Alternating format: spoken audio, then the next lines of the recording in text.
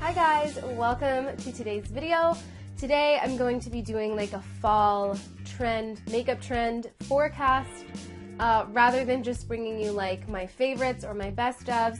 I feel like fall makeup this season is going to be a little bit different than past seasons. I feel like usually we're running toward burgundy, and right now I feel like that is not going to be the case. So I have trend predictions and trends that I've been seeing in illuminators, shadows, lips, face products, the whole nine. This is just a guide. It's nothing like set in stone. It's not what I'm saying you have to do.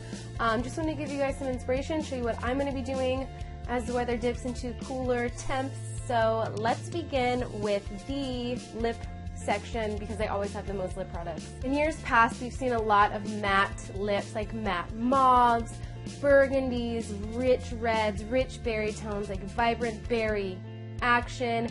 Matte lips have slowly been being phased out from season to season. We're now at the point where there's like a lot of gloss on the horizon. For example, Rihanna just released that lip gloss and it is like the absolute shit right now. Everyone's talking about it, so I feel like gloss is going to be a thing.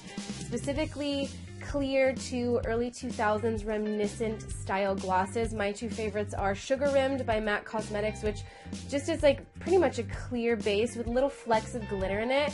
It just picks up on the early 2000s trend enough without it being tacky. The Maybelline Shine Shot is another favorite. This is completely clear, exact dupe of that iconic clear MAC lip gloss.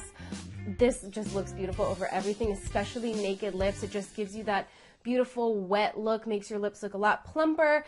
Both of these obviously great for cold weather because they're going to make your lips feel hydrated and refreshed and protected. When I was really into the matte lip trend, I happened to be traveling to New York a lot that year, and I vividly remember just my lips being so uncomfortable. I just was like so committed to it though that I refused to like put any lip balm on, so I'm really glad that glosses and hydrating products are coming back into swing. We're also seeing a lot of lip stains. Catrice has released some, Lancome has some. I feel like every major brand is slowly rolling out lip stains. My favorite are the Lancome matte shakers. These go on very hydrating, take a little bit to dry down, but they don't budge. They really stain the lips quite intensely, especially the more pink shades in the range. My two favorite colors are Kiss Me Cherie and Energy Peach. Two more examples that I personally am really loving are the Bite Liquid Lipstick in the shade Eclair. This is just a traditional, dusty, desaturated, I want to say pink, just like a straight up pink. Very mid-tone though, it's not very light, so it's the perfect fall nudie vibe for those of you who liked mauve but don't want to commit to mauve again. The shade Girl by Milk is a really, again, much more deeper mauve-y berry. I would say this is a completely just grayed out grape shade. This has a strong purple undertone to it, but it's also very noticeably gray. I feel like this is such a cool play up on that, what we've seen in the past, like the Dose of Colors Berry Me. This is a great alternative to that. That's much more fresh, much more new. Moving into face products, I have two categories here. The first is bronzers. Stick bronzers are becoming the thing. Stick products in general, a lot of makeup lines are coming out with their own versions of stick products. Some are winners and some are just greasy no matter how you apply them. Stick products are intimidating for a lot of us because we tend to think, well, I'm going to rub this on my face and it's going to mess up my base. I'm oily, this isn't going to work on my skin, but you can make stick products work for you no matter what foundation you're wearing and no matter your skin type. My two favorites of the moment are Latte by Fenty Beauty. This is a match sticks. It's a cream to powder formula, applies beautifully with the brush. If you saw my recent review of this line, this was one of the hero products in that range for me. Bondi Bay by Nude Sticks is also a great option. This also applies very well with the brush. It's just slightly more sticky. This Nude Sticks line I feel is great for those of you who may be combination to dry skin, whereas the Fenty line I feel is really great for all skin types. So if you're very new to stick products but you want to try them out and don't want to be intimidated by them, I recommend checking out the Fenty Beauty range or any stick product that claims to be cream to powder. I'm noticing two types of illuminating trends, which I'm really into both of them. The first is uniquely colored illuminators. There are a lot of very interestingly toned highlighters on the market right now. My two go-tos for the last month or so have been the Becca Light Chaser Highlighter in the shade Rose Quartz Flashes Seashell. I'm wearing a little bit of this today. It's a very subtle but statement-making pink, and NYX Twilight Tint. This is like a iridescent pearly blue. Both of these don't have a lot of like base pigment. There's not like a huge metallic reflect. It's just the undertone is what reflects. So not only are they very subtle, but they'll also likely complement a wide range of skin tones. They're not like a lot of highlighters, I say this a million times, can really read like an eyeshadow, like you have that bar of bronze or bar of gold on the cheekbone.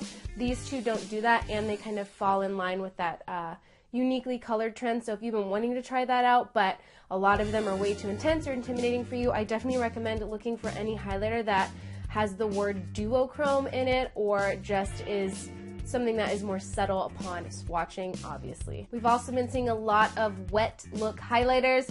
If you've been here a while, you know, like, I'm just celebrating. This is my time in regards to highlighters. I am all about glossy, wet skin on the high points. My two favorite of the moment are the Charlotte Tilbury Beauty Light Wand Easy Highlighter. This one is a bit of a splurge, and it's so tiny. However, you just twist it up into the little sponge here and then dot it in the areas you need it. I never draw it on the face. I just do like really light dots. The product sticks in this sponge for about 2 to 3 uses, so it really goes a long way if you use it properly. I'm wearing that under the Becca highlight today, and it just gives you like a straight up face gloss vibe. It dries down really prettily, doesn't stay sticky throughout the day, and it's very translucent. It's a true wet look, so it's not going to look chalky or gray on anyone who is medium to deep. Ofra and Nikki Tutorials Glow Goals highlighter is another great wet look highlighter. This one in particular is the shade that matches me best, but there are 3 in this line that Nikki and Ofra released. There's like a very light, the medium, and then there's a dark, and all 3 of them just have such a nice glossy look on the skin. I will say that they are quite pigmented though, but as you continue to work them into the skin, the pearls or whatever is mixed into this product really just take on a life of their own and just give such a nice reflect. And last up, some eyeshadows. I feel like lips and eyeshadows are like the 2 biggest things each season. Like there's like set colors that everyone's going to be reaching for. Luckily, again, I'm not seeing a lot of copper, I'm not seeing a lot of gold, not a lot of berry. It's a bit different this year. I'm seeing a lot of muted blush tones, muted green tones, and grays. My favorite blush tone palette of the moment is from the drugstore, and it is this Maybelline Blush Nudes palette. You're pretty much getting 2 of the trends in one here. You're getting muted grays and dusty pinks. These shades are so subtle and so buildable. A lot of times I find that drugstore palettes can either be one or the other, but these really build up nicely on themselves. You can build them up to intensity, or they're perfect to just do a wash of color on the lids and call it a day, which if you live somewhere windy, for example, like New York or anywhere where you're walking outside a lot, I prefer to just swipe on my eyeshadow and go, because then if it fades off throughout the day, 1, I'm not like irritated because I didn't spend a lot of time on it, and 2, it tends to fade off in a lot more subtle way. Dusty grayed out forest green, another trend that I'm so glad is becoming a thing this season.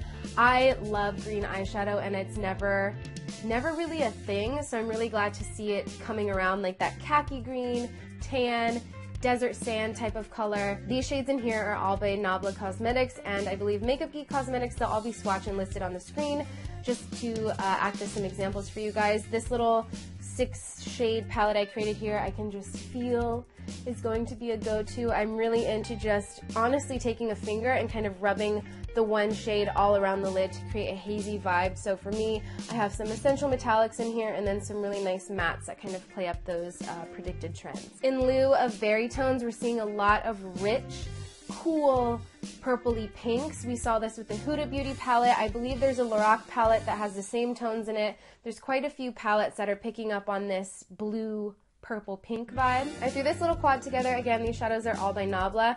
Just a little bit more affordable than those palettes I mentioned, and they really fall in line with that trend.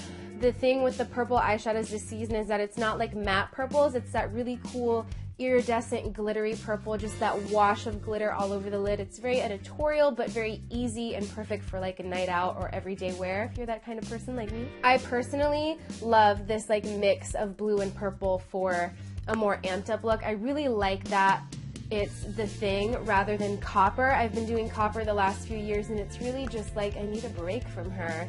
And blue and purple are such unique colors and they fit the season so well. They transition into winter so well, so I am really excited about this. Lastly, gray, slate gray, matte, metallic, glitter. I feel like gray is on the rise. It's such a muted color, but such a statement-making color, because when you put like a mid-tone gray on someone very fair, it's very noticeable. It pops despite it being just completely desaturated. When you think of it on someone very deep, it gives the same effect. It really pops on the skin and looks really pretty.